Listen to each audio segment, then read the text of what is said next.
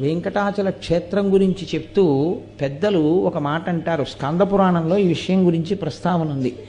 వెంకటేశ్వరునికి సంబంధించి 8 రకములుగా సేవించిన వారు ఎవరైనా సరే విష్ణువునందు సాయుధ్యమును పొందుతారు, అంటే మోక్షమును పొందుతారు. అది వెంకటేశ్వర స్వామి వారిని ప్రత్యక్షముగా పూజించగలగడం. అంటే ఆయనని ఒక మూర్తిలోకి ఆవాహన చేసి, అది ఫోటో అన్న భావనతో, అది ఒక మూర్తి అన్న భావనతో కాకుండా ఈయనే శ్రీ వెంకటేశ్వరుడు అన్న భావనతో సేవించగలుగుట. రెండవది ఆయనను స్మరించుచుండుట.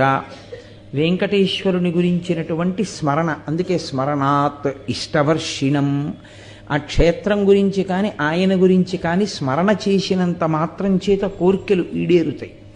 కాబట్టి స్మరించుట.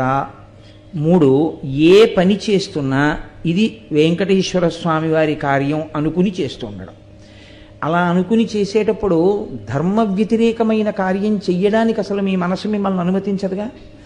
కాబట్టి ఏ కార్యం చేస్తున్నా ఇది వెంకటేశ్వర స్వామి వారి కార్యాన్ని నేను చేస్తున్నానన్న భావనతో చెయ్యడం. 4, వెంకటేశ్వర స్వామి వారి యందు నిరతిశయ ప్రీతి కలిగినటువంటి పరమభక్తులైన వారితో కూడి ఉండడం, అటువంటి వారి పట్ల ప్రేమ కలిగి వారితో ప్రవర్తించడం.